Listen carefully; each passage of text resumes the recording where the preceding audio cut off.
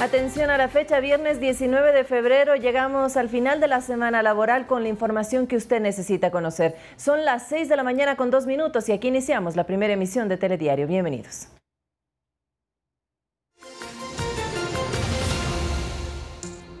El Comité de Operaciones de Emergencia Nacional pedirá a los municipios del país revisar las medidas que se adopten durante los próximos feriados en medio de la pandemia. Sector productivo quiere que el gobierno analice su participación en el proceso de adquisición de vacunas. La idea es proteger a la población activa de las empresas, industrias y comercio a fin de la reactivación del aparato productivo. Ley de protección de datos personales se debate en la Asamblea, un proyecto que pretende dar seguridad a los usuarios en medio de un mundo cada vez interconectado. Con la dosis de Pfizer que llegaron al país, se completará la fase piloto del plan de inmunización. Hay sectores de la población que deberán considerarse en la siguiente etapa. Los expertos nos explican. En deportes, a pocas horas de arrancar el campeonato, conozca a los mejores jugadores de la temporada pasada según la Liga Pro. Ya en lo internacional, Chile recibe un quinto cargamento de vacunas de Pfizer-BioNTech. Las autoridades sanitarias de ese país destacaron que se ha inoculado más de 2.5 millones de personas.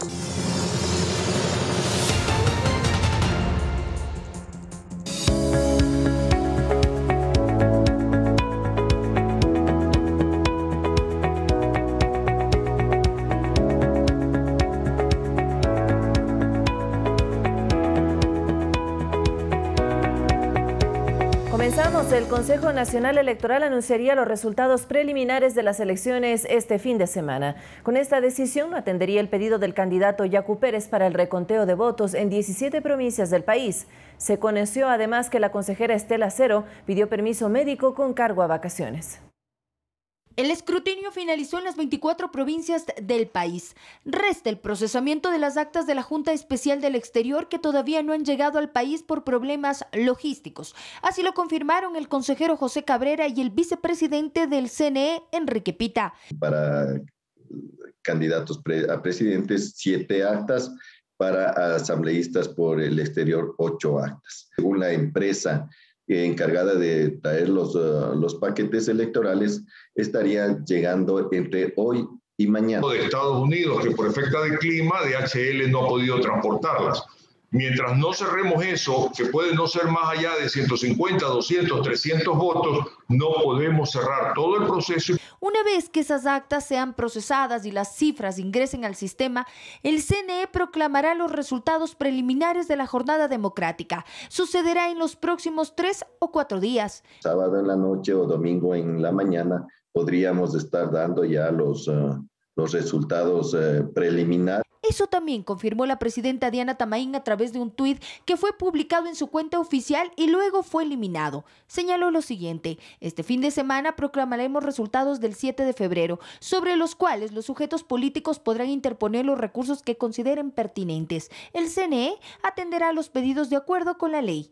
Con el anuncio quedaría de lado el acuerdo al que llegaron Yacu Pérez y Guillermo Lasso para un recuento de votos en 17 provincias del país, que tampoco tuvo una resolución favorable en el Pleno. La legalidad está por encima de los intereses políticos de cualquier organización política o candidato. Luego de la proclamación de resultados preliminares, el organismo deberá notificar a las organizaciones políticas y allí se abrirá la fase para la presentación de recursos, primero ante el CNE. Tenemos 24 horas para indicar informar a las organizaciones políticas, las cuales tienen 48 horas a partir de la notificación para presentar todos sus recursos. Ser en sede administrativa porque somos nosotros los que estamos proclamando los resultados. A la par o luego de la resolución de esos recursos, los actores políticos podrán interponer acciones ante el Tribunal Contencioso Electoral. Siempre y cuando, obviamente, presenten las pruebas, independiente de todo este ruido que se ha armado en relación a supuestos fraudes masivos y tal. Según Cabrera, los dictámenes de esos no alterarán el calendario, pues fue planificado con base a los tiempos establecidos en la ley. Que antes del 23 ya tiene que estar definido quiénes son los dos finalistas que van a la segunda vuelta electoral para que puedan realizar la promoción. Pero para ello, el Pleno no contará con la participación de la consejera Estela Cero. A través de un oficio solicitó a la titular del ente un permiso imputable a vacaciones entre el 17 de febrero y 2 de marzo para atender un tratamiento médico. Está delicada de salud y por eso ella había solicitado las vacaciones. En esos días actuaría en reemplazo de Acero la primera consejera suplente, María Elena Nájera. Valeria Villarroel, Ecuador TV. Y desde la comunidad de Saraguro, en la provincia de Loja, decenas de indígenas y otras organizaciones sociales emprendieron a pie el viaje hasta Quito y llegarían la próxima semana. La movilización, según señalaron los dirigentes, es pacífica, busca la defensa de la democracia, insistir y apoyar en el pedido del recuento de votos del aspirante a la presidencia por el movimiento Pachacutic, Yacu Pérez. Los simpatizantes llegaron la tarde de este jueves a Cuenca, en donde se reunirán con adherentes y se unirán a más personas. Luego la protesta se trasladará a Cañar. Damos este inicio a la movilización hasta llegar a la capital y este fraude tenemos que llevar a reclamar este derecho a la democracia, no tiene que ser rogada por parte. Y que las propuestas del movimiento indígena, que las propuestas de los movimientos sociales se hagan eco en la ciudad de Quito el día 23 de febrero. Y ante el anuncio de los indígenas afines a Pachacutic y las candidaturas de Yacu Pérez de venir a Quito en una gran movilización campesina, el ministro de Gobierno y el comandante de la policía advirtieron que no se permitirán desórdenes. Las fuerzas del orden preparan ya un operativo para enfrentar cualquier escenario de violencia. Haremos y harán el control del orden público, más bien mi llamado para que cualquier derecho a la protesta, al reclamo, por cualquier derecho que se sientan que ha sido lesionado, se haga en el marco de la ley y el respeto al derecho del ajeno también. Nosotros hemos dado ya y tenemos un plan absolutamente preventivo, pero también lo suficientemente disuasivo como para evitar que grupos de personas pretendan caotizar la ciudad. ¿Saldrán con armas de fuego, armas letales o no letales? No, saldremos con nuestro equipamiento normal y el equipamiento de todo policía es ese, es arma letal porque suceden varias cosas en la ciudad, en las ciudades existen incivilidades y vamos a estar con todo el equipamiento que sea necesario. Mientras tanto, el candidato a la presidencia por la Alianza Creo Partido Social Cristiano no se ha pronunciado frente a las acusaciones y pedidos que presentó el aspirante Yacu Pérez. En dos publicaciones recientes, Guillermo Lasso invitó a sumarse al proyecto político con un contacto directo y en otro mensaje señaló: ayer les pregunté qué significaba para ustedes el Ecuador del encuentro. Para mí es un país donde podamos escuchar y construir más y mejores oportunidades. Ese es el camino que nos llevará a la prosperidad y al verdadero cambio, señala el comunicado a través de esta red social. De su lado, el candidato Javier Hervas, que logró el cuarto lugar en las últimas elecciones, hizo un llamado a la autoridad electoral para que realice un reconteo de todas las urnas en vista de las dudas que genera a la opinión pública la indefinición de resultados definitivos. Ratificó que no apoyará a ninguno de los dos candidatos. Que necesitamos tener la certeza de cuál ha sido la votación de todos los ecuatorianos y con los resultados oficiales. Entonces, aquí el llamado es a un reconteo total, porque ya está visto que el Consejo Nacional Electoral de manera irresponsable ha dejado pasar tantos días sin darse un resultado oficial y de ninguna manera he manifestado mi apoyo directo a ninguno de los dos candidatos. ¿No va a haber un pronunciamiento de apoyo a ningún candidato con un nombre específico para la segunda vuelta? No va a haber ningún pronunciamiento con nombre específico. Aquí el pronunciamiento claro y directo es a favor de la democracia ecuatoriana. La sombra de fraude electoral se ha repetido en los procesos de elección en Ecuador desde la década de los años 90. Según analistas, esto genera incertidumbre en el electorado y duda de los procesos electorales. Califican de irresponsable la confrontación entre actores políticos, pues podría desencadenar en violencia y permitir que un tercero pueda pescar a río revuelto en medio de la elección presidencial. El estrecho margen de diferencia de votos y la no definición de quién obtuvo el segundo lugar para la disputa en la segunda vuelta de la presidencia de la República entre Guillermo Lasso y Yacu Pérez mantiene en vilo a la ciudadanía. El que pierde la elección siempre alega fraude. Otra cosa es que tú me demuestres, pues, o sea, tienes que demostrarme que ha habido un fraude. No tienes solamente que decirlo porque estás picado o porque no has ganado. Los dos señores están tratando de apalancar una idea de aparente campaña electoral en esta confrontación, porque los dos quedaron muy lejos del que aparece como primero.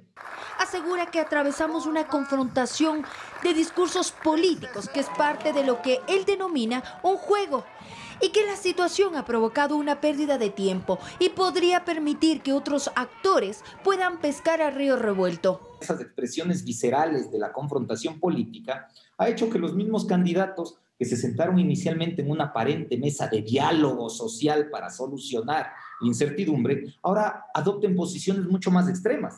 Lo que desemboca en una incertidumbre en el electorado. Porque en ese sentimiento de insatisfacción que ya tiene, lo único que están promoviendo son movilizaciones que van a terminar expresándose en términos de violencia. Y eso es complicado y eso es irresponsable.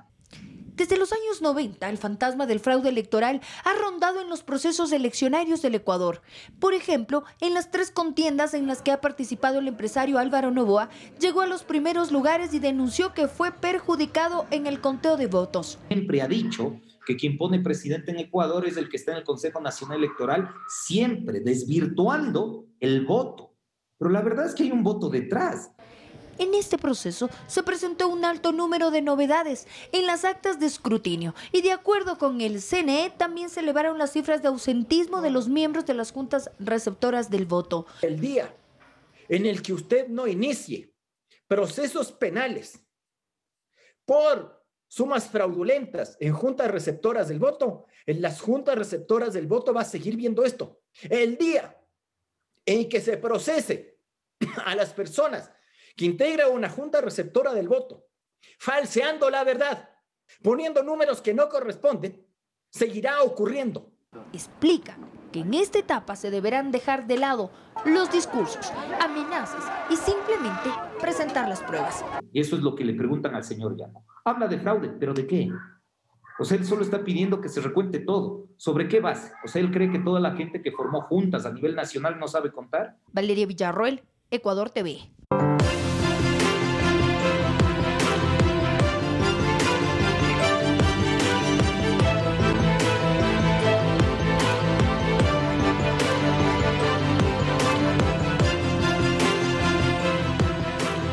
Está por concluir la fase 0 o plan piloto del plan de inmunización. ¿Quiénes seguirán en la lista de prioridades para recibir el compuesto?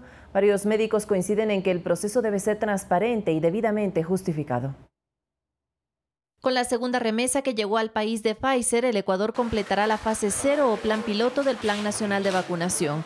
Se espera, según el Ministerio de Salud, inmunizar al 100% del personal de salud de los 99 hospitales COVID y al 100% de los adultos mayores de 18 centros gerontológicos públicos y privados y sus cuidadores. Pero, ¿cuáles son los criterios de priorización del Plan Nacional de Vacunación?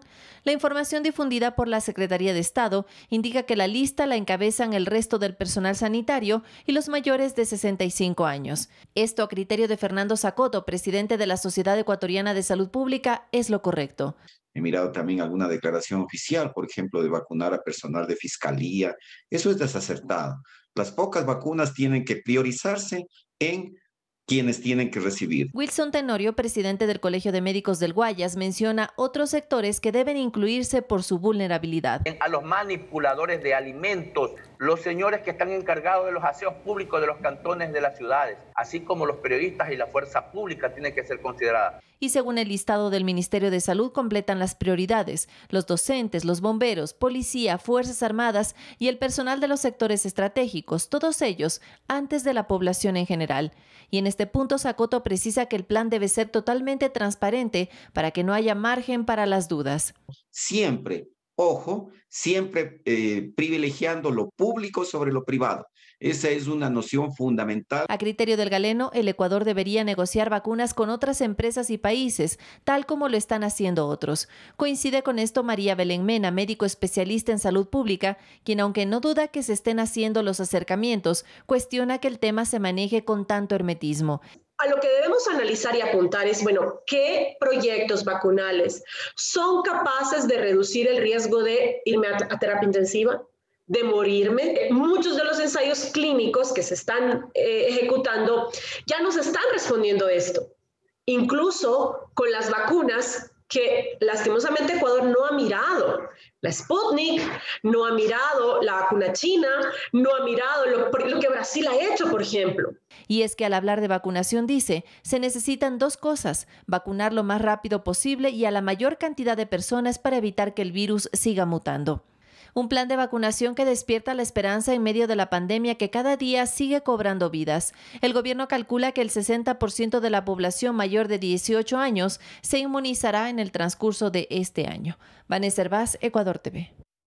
Y el sector productivo representado en la Cámara de Industriales cree necesario que el plan de vacunación entre en una segunda etapa, aunque por la escasa oferta de las farmacéuticas estaría muy lejano. Sin embargo, la mayoría de los países intentan adquirir estos medicamentos para reactivar la economía en cada región.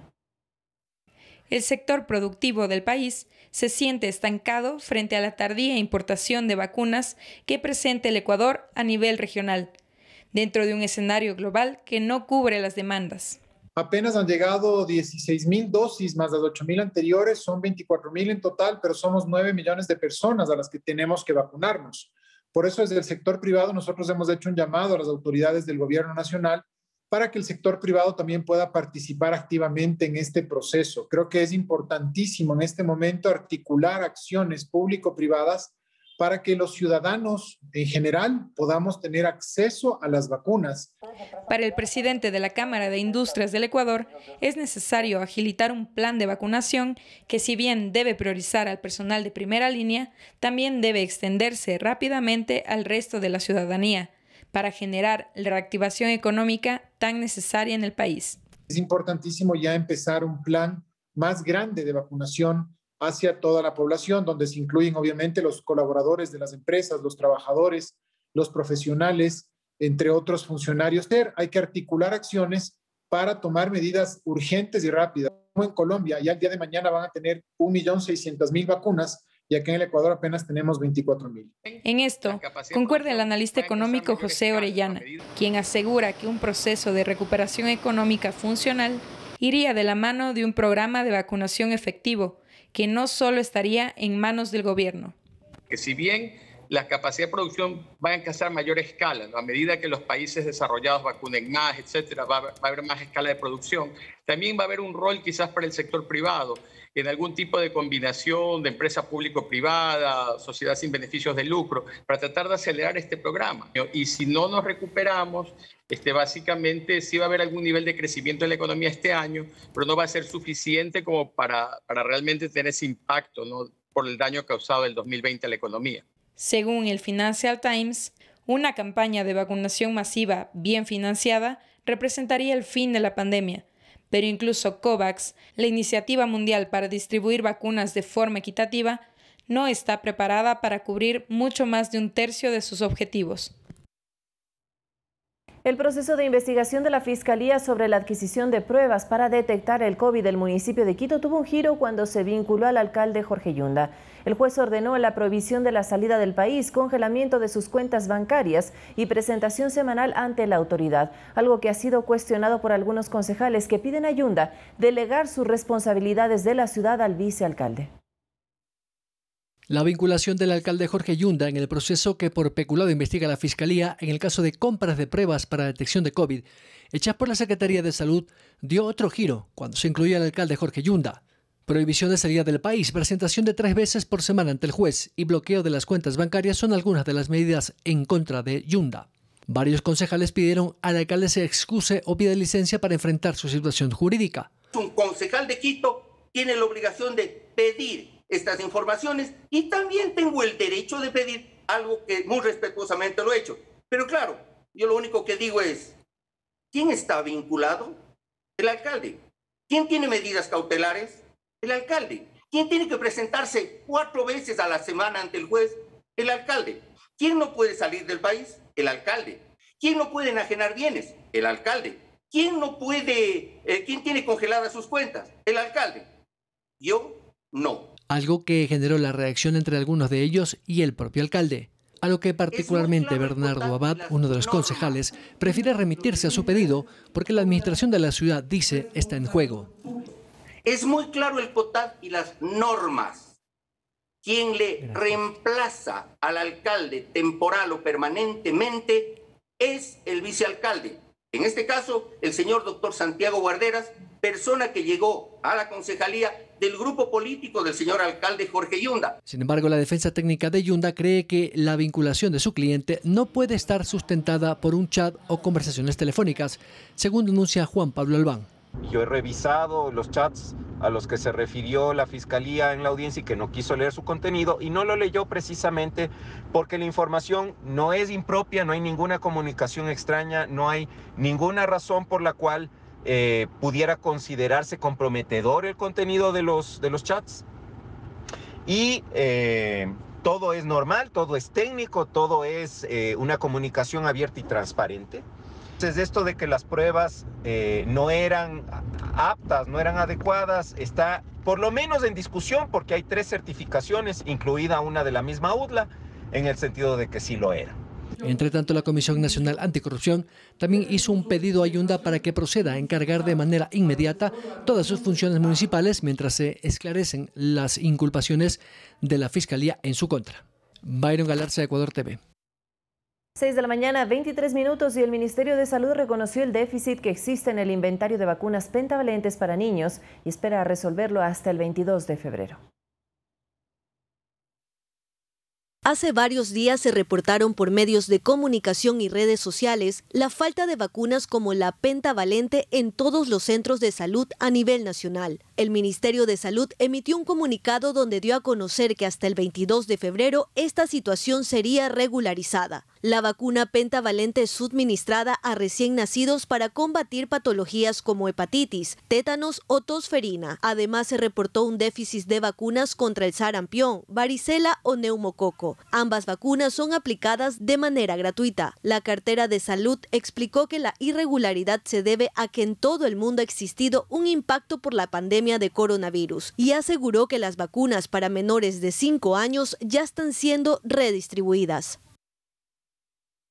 Cambiamos de tema. Durante el feriado de Carnaval, los municipios adoptaron medidas con el fin de precautelar la salud de sus habitantes y de los turistas. Sin embargo, ciudadanos incumplieron con medidas básicas de bioseguridad y originaron descontrol y problemas en ciertos lugares. El COE Nacional llamó a los alcaldes a reforzar y endurecer las medidas para los próximos feriados. Durante la evaluación del feriado, las autoridades nacionales expusieron su profunda preocupación ante el relajamiento de las personas, incumpliendo con las medidas de bioseguridad. Especialmente en la provincia de Manabí, que no nos han dado inconvenientes, al igual que en Esmeraldas, y lastimosamente lo que hemos observado en Salinas, en Montañita y también en las áreas urbanas de la ciudad de Guayaquil. Aseveró que esas conductas no son coherentes con el esfuerzo diario que realiza el personal que está en primera línea y exhortó a los gobiernos locales la revisión inmediata de medidas anticipándose al feriado por Semana Santa. Exhortar nuevamente a los alcaldes que por favor vayan alineados a las políticas dadas por norma ordinaria y a las políticas dadas por las mesas de seguridad, por las mesas de salud, por los expertos, que sea la data científica la que sea la base para la toma de decisiones. Estos videos son de Montañita, una de las 22 playas que tiene a su cargo el GAD de Santa Elena. Las autoridades indicaron que fueron eventos puntuales y que lograron ser controlados. Cuando no se dan cuenta que Santa Elena tiene 22 playas y que en una, y no es que todo el día ocurrió un desmán, o todo el día ocurrió un desastre o fue aglomeración, no, fue en ciertos puntos en la noche, de 2 días de feriado, pero eso se pudo controlar. Que no solo dependen del alcalde, de sus consejos cantonales, sino de la incivilidad de la gente, estimada Ana María. Aquí juega un rol importante el comportamiento de la gente. Desde la Asociación de Municipalidades del Ecuador tuvieron una valoración positiva en el proceso de reactivación. Solo en Santa Elena, 120.000 personas escogieron ese destino para Carnaval e inyectaron importantes recursos al turismo. De que entre beneficiarios directos e indirectos estamos hablando de alrededor de la mitad de la población de nuestro cantón que se ha beneficiado. Y los ingresos estimados que tenemos a Santa Elena es aproximadamente $10 millones. Para el próximo feriado, con la experiencia de Carnaval, adoptarán y endurecerán medidas que permitan evitar que estas aglomeraciones puntuales empañen el trabajo desarrollado por el gobierno local. Esto no, para suerte nuestra, no ocurrió en toda la faja costera, se fueron puntos focales en los que ocurrió. Lo que nos sirve para nosotros es tener la experiencia para hacer una mejor campaña de difusión para controlar este tipo de cosas y obviamente que este tipo de cosas para el futuro también tiene que ser sancionada. Una ordenanza no es tomada en serio si no hay sanción. Aquí también hay que ser enfático. Las sanciones de los gas municipales deben ser fuertes para que así la gente entienda. Aunque consideran que el feriado de Semana Santa es más de recogimiento espiritual y momentos para compartir en familia, ya se establecieron nuevas reglas para esos días de descanso. Hacer el acercamiento con sus arquidiócesis, con sus sacerdotes, que son quienes manejan todo este tema en Semana Santa, para poder planificar no misas campales, sino misas mediante plataformas virtuales. El tema de visita a las iglesias, que por lo general en la zona austral es muy alta y en la zona norte del país, las 7 iglesias, que se lo haga de manera programada y con un aforo no mayor al 30% y que cumplan con todas las medidas de bioseguridad para el acceso. 160 municipios del país no cuentan con agentes de control, quienes son clave en el cumplimiento de medidas durante la emergencia sanitaria, por lo que la AME coordina con Policía Nacional para que el trabajo en territorio pueda ejecutarse. Ana María Suárez, Ecuador TV. El proyecto de ley orgánica de protección de datos se debate en la Asamblea. Ecuador es uno de los 3 países de la región que no cuenta con una normativa en este tema, por lo que se busca consolidar un texto que goce del consenso de todos los actores involucrados, pero sobre todo que garantice el derecho ciudadano a la protección de su información personal. Solo Ecuador, Bolivia y Venezuela no cuentan en la región con una ley de protección de datos personales, pero consolidar un articulado que recoja las aspiraciones tanto del sector público, del privado y de la población en general no es tarea sencilla. El abogado Diego Beltrán señala que hay importantes avances en la discusión. Para el primer debate en la Asamblea Nacional, los legisladores escucharon diferentes voces de especialistas en la materia de otros países para que el proyecto no se limite a lo local. No podemos ver simplemente de nuestras fronteras para adentro. Si bien es cierto, la ley obviamente va a regir aquí, muchas de las grandes empresas que hacen tratamiento de datos de carácter personal, el movimiento de los datos de carácter personal en el entorno digital, pues evidentemente supera las fronteras. ¿Pero por qué es necesaria esta ley? Para Lorena Naranjo, directora nacional del Registro de Datos Públicos, la normativa propone 3 momentos: la prevención, la corrección y la sanción. Para ello se detallan las directrices y las reglas que todos los actores involucrados deben cumplir para que el sistema sea digitalmente sano. Esta información que parece almacenada únicamente en bases que no nos afectan, nos están afectando, nos están llamando por teléfono sin que nosotros nos autoricemos, y todo eso es lo que se pretende regular. Como parte del debate, la directora de la DINARDAP no descartó la posibilidad de armonizar las multas. Para determinar las sanciones, la autoridad deberá evaluar el número de personas afectadas y si se demuestra el afán de causar perjuicio. Naranjo puso un ejemplo. La que a sabiendas una empresa se dedique a comprar bases de datos que son ilícitas e irregulares y construya sobre la base de esa información perfiles que después pretenda venderlos en el mercado negro o venderlos en la Deep Web. Sobre la conformación de la Superintendencia de Protección de Datos, el jurista indicó que también hay ciertas inquietudes. La autoridad que debe ejercer el control debe ser una autoridad lo suficientemente independiente y tener, digamos, el peso administrativo, el peso público, para poder hacer cumplir la ley también a otras instituciones del Estado. La Comisión de Relaciones Internacionales deberá ajustar el texto para realizar el informe para el segundo debate. Una normativa que, a criterio de sus promotores, urge en medio de la pandemia, tiempo en el que se ha intensificado el uso masivo de las redes sociales y las compras a través de las plataformas digitales. Vanessa Hervás, Ecuador TV. 6:31 y en Ibarra, la Policía Nacional realizó la primera ceremonia de graduación de técnicos operativos de este año. Fueron 43 de los 852 que se incorporarán este mes en 9 provincias del país, donde se tiene planificado desarrollar 15 ceremonias, respetando todas las medidas de bioseguridad.